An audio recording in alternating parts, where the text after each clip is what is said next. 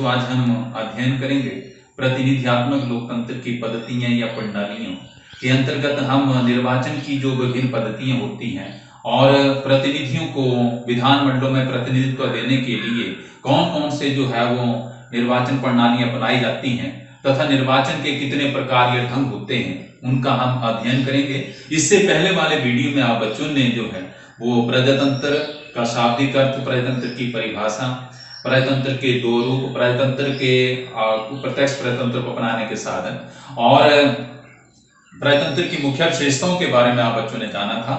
तो आज हम अध्ययन करेंगे निर्वाचन की विभिन्न पद्धतियां जो है वो कौन कौन सी होती हैं और निर्वाचन के कितने प्रकार होते हैं, प्रतिनिधियों का निर्वाचन करने के कितने ढंग या प्रकार होते हैं, उनका हम अध्ययन करेंगे। तो मैं टॉपिक की शुरुआत करने से पहले आप बच्चों को थोड़ा सा मैं इंट्रोड्यूस करना चाहूंगा। जो शब्दावली जो है वो इस चैप्टर में मुख्य रूप से जो है वो प्रयुक्त की गई है। जैसे इसमें जो है वो प्रत्याशी क्या होता है, प्रत्याशी वह होता है जो जनता का प्रतिनिधि बनने के लिए जो चुनाव लड़ता है। दूसरा, प्रतिनिधि किसे कहते हैं? तो प्यारे बच्चों, जो चुनाव जीत जाता है उसको हम जो है वो निर्वाचित प्रतिनिधि कहते हैं। मतदाता कौन होता है? मतदाता वह होता है जिसको मत देने का अधिकार होता है। इसी प्रकार से जो है निर्वाचक गण क्या होता है? तो मतदाताओं के समूह को जो है वो निर्वाचक गण कहा जाता है। इसी प्रकार मताधिकार क्या होता है? जिस अधिकार के द्वारा मतदाता अपने प्रतिनिधियों का चुनाव करता है उसको हम मताधिकार कहते हैं। तो ये हम आप बच्चों ने जो है इसकी जो इस लेसन में जो है जो शब्दावली मुख्य रूप से प्रयुक्त की गई है उसके बारे में मैंने आप बच्चों को बताया। इसमें आगे है वयस्क मताधिकार और उसके बाद है स्त्री मताधिकार। वयस्क मताधिकार से हमारा अभिप्राय ये है कि जिसमें एक निश्चित आयु को प्राप्त हुए प्रत्येक स्त्री तथा पुरुष को मत देने का अधिकार प्राप्त होना, और ये अधिकार जो है वो जाति, धर्म, रंग, लिंग, भाषा, क्षेत्र आदि का भेदभाव किए बिना सभी को प्राप्त होता है। और ऐसा मताधिकार देते समय किसी भी व्यक्ति के साथ किसी भी आधार पर कोई भेदभाव नहीं किया जाता है। जैसे भारत में जिस किसी स्त्री पुरुष की आयु जो है वो 18 वर्ष से अधिक है उनको बिना किसी भेदभाव के ये मत देने का अधिकार दिया गया है। आज विश्व के अधिकांश लोकतांत्रिक देशों में जो है वो वयस्क मताधिकार के सिद्धांत को जो है लागू किया गया है। प्रतिनिधियों का चुनाव करने के लिए जो है वो लोगों को जो है वो बिना किसी भेदभाव के जो है वो वयस्क मताधिकार या सार्वभौमिक वयस्क मताधिकार जो है वो प्राप्त है। और उसके पश्चात जो है वो हम बात करेंगे नंबर 2 पर स्त्री मताधिकार। स्त्री मताधिकार से आप क्या समझते हैं? स्त्री मताधिकार से हमारा अभिप्राय ये है कि स्त्रियों को भी पुरुषों के समान जो है वो मत देने का अधिकार प्राप्त होना चाहिए। परंतु हम यदि देखें तो हमें पता चलता है कि 20वीं शताब्दी के आरंभ से पूर्व यह अधिकार केवल पुरुषों को ही प्राप्त था, महिलाओं को जो है वो मत देने का अधिकार प्राप्त नहीं होता था। परंतु कई विश्व के अधिकांश देशों में, लोकतांत्रिक देशों में स्त्री मताधिकार को प्राप्त करने के लिए जो है वो आंदोलन हुए और उनके परिणाम स्वरूप जो उन आंदोलनों के परिणाम स्वरूप जो सबसे पहले अमेरिका में 1920 में, 1928 में ब्रिटेन में और लोकतंत्र के घर स्विट्जरलैंड में जो है महिलाओं को यह अधिकार 1971 में प्राप्त हुआ। और इसी प्रकार से भारत में संविधान के लागू होने से अर्थात 1950 से ही ये महिलाओं को यह अधिकार प्राप्त है। तो इस प्रकार से जो है वो स्त्री मताधिकार का अर्थ ये है कि स्त्रियों को भी पुरुषों के समान मत देने का अधिकार प्राप्त होना चाहिए। अब तो विश्व के अधिकांश देशों में जो है वो सार्वभौमिक वयस्क मताधिकार को जो लागू किया गया है और ये अधिकार जो बिना किसी भेदभाव के सभी को प्राप्त है। उसके पश्चात बेटा हम बात करेंगे प्रतिनिधित्व की विभिन्न पद्धतियां कौन कौन सी हैं, अर्थात लोकतंत्रीय देशों में जो है वो प्रतिनिधियों का चुनाव करने के लिए कौन कौन सी जो है वो चुनाव पद्धतियां जो है वो प्रयोग में लाई जाती हैं। सबसे पहले है प्रादेशिक प्रतिनिधित्व प्रणाली, टेरिटोरियल रिप्रेजेंटेशन इसको कहा जाता है।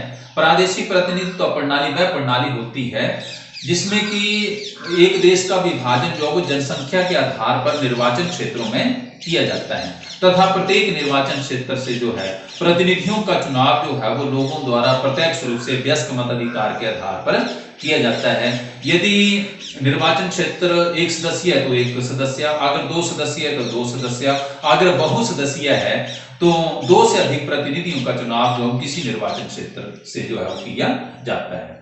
भारत, इंग्लैंड तथा अमेरिका में जो है वो प्रादेशिक प्रतिनिधित्व प्रणाली को अपनाया गया है और भारत में जो है वो एक सदस्यीय निर्वाचन क्षेत्र जो कार्य करते हैं। यहाँ पर जो है वो किसी चुनाव क्षेत्र से एक ही प्रतिनिधि का चुनाव किया जाता है। इसी प्रकार से अमेरिका में भी और इंग्लैंड में भी जो है वो इसी प्रणाली को जो लागू किया गया है। इसी प्रकार से हम नंबर 2 पर बात करते हैं व्यावसायिक प्रतिनिधित्व। फंक्शनल रिप्रेजेंटेशन क्या होती है?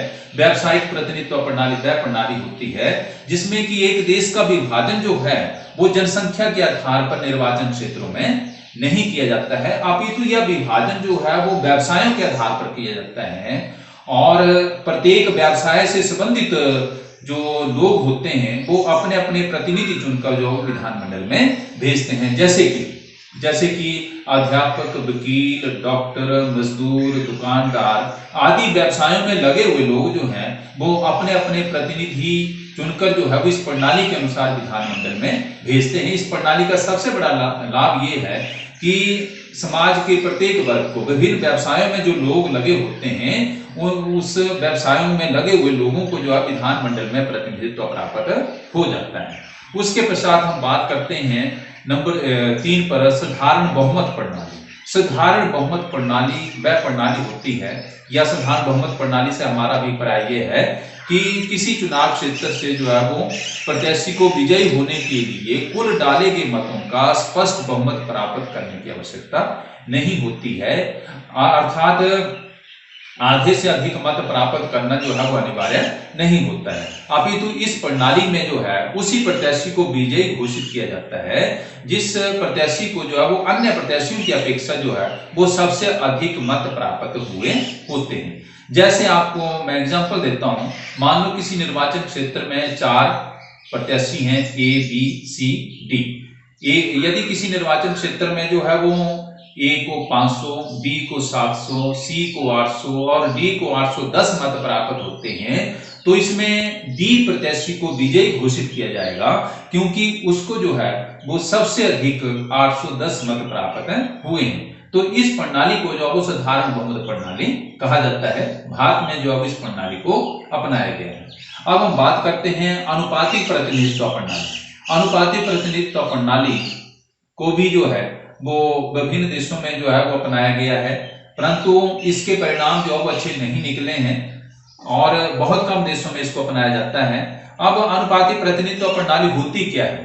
तो साधारण बहुमत प्रणाली के दोषों को दूर करने के लिए जो है वो अनुपातिक प्रतिनिधित्व प्रणाली को अपनाने का सुझाव दिया जाता है, क्योंकि साधारण बहुमत प्रणाली का एक दोष तो ये है कि इसमें कम मत प्राप्त करने वाला प्रत्याशी जो वो विजयी हो जाता है। दूसरे जो है साधारण बहुमत प्रणाली के अंतर्गत जो है वो क्या होता है कि अल्पसंख्यक वर्ग को जो है वो विधानमंडल में कोई प्रतिनिधित्व प्राप्त नहीं हो सकता है। तो इन दोषों को दूर करने के लिए जो है वो अनुपातिक प्रतिनिधित्व प्रणाली को अपनाने का सुझाव दिया जाता है। अनुपातिक प्रतिनिधित्व प्रणाली वह प्रणाली होती है कि मान लो यदि किसी निर्वाचन क्षेत्र में जो है वो 2/3 मतदाता किसी एक राजनीतिक दल को और 1/3 मतदाता जो है वो किसी दूसरे राजनीतिक दल को मत देते हैं, तो इस प्रणाली के अनुसार जो है बहुमत को तो इस प्रणाली के अनुसार जो है बहुमत को विधानमंडल में 2/3 और अल्पमत को विधानमंडल में 1/3 स्थान प्राप्त होंगे। और इस प्रणाली के अनुसार जो है वो समाज के प्रत्येक वर्ग को जो है उसकी जनसंख्या के अनुपात में जो है वो प्रतिनिधित्व प्राप्त हो जाता है। तो इसको अनुपातिक प्रतिनिधित्व प्रणाली के नाम से जानते हैं। अनुपातिक प्रतिनिधित्व प्रणाली को अपनाने की जो वो 2 विधियां हैं, एकल संक्रमणीय मत प्रणाली और दूसरी है सूची प्रणाली।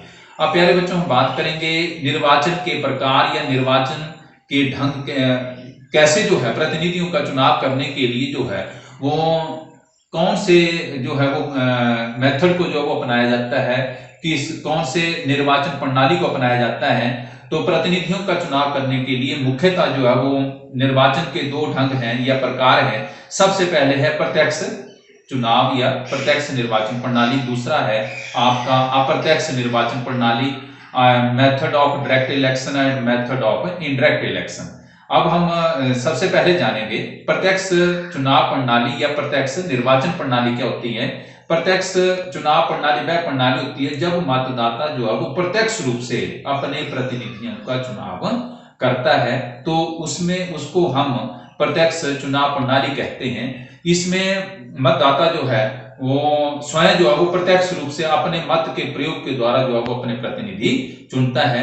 जैसे भारत में जो है वो लोकसभा तथा राज्य विधानसभा के सदस्यों का चुनाव जो है वो लोगों द्वारा प्रत्यक्ष रूप से व्यस्क मताधिकार के आधार पर किया जाता है। इसमें मतदाता जो है वो स्वयं मतदान केंद्र जाता है तथा अपने मत का प्रयोग करके जो है वो अपने प्रतिनिधि चुनता है। नंबर 2 पर है अप्रत्यक्ष निर्वाचन प्रणाली।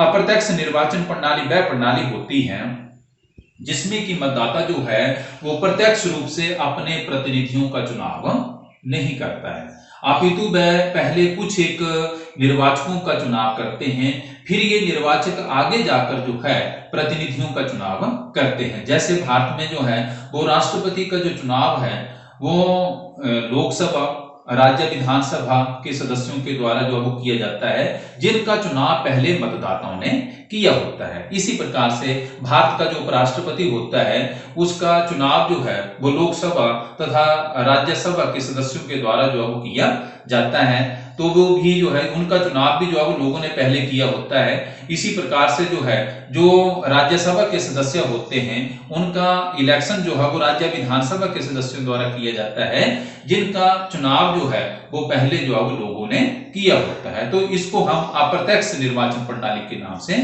जानते हैं। प्यारे बच्चों, आज इस वीडियो में हमने अध्ययन किया, बच्चों को बताया गया कि जो कौन कौन सी शब्दावली जो है वो इसमें इलेक्शन प्रोसेस में जो है वो प्रयुक्त होती है। जैसे प्रत्याशी है, निर्वाचित प्रतिनिधि क्या होता है, आपका मतदाता कौन होता है, निर्वाचित गण किसको कहते हैं, और मताधिकार से आप क्या समझते हैं, व्यस्क मताधिकार क्या होता है, स्त्री मताधिकार क्या है, और जो प्रतिनिधित्व की विभिन्न पद्धतियां हैं, प्रादेशिक, व्यावसायिक, फिर आपने जो वो साधारण बहुमत प्रणाली किया, अनुपाती प्रतिनिधित्व प्रणाली के बारे में किया, फिर हमने किया कि निर्वाचन के कितने प्रकार या ढंग होते हैं।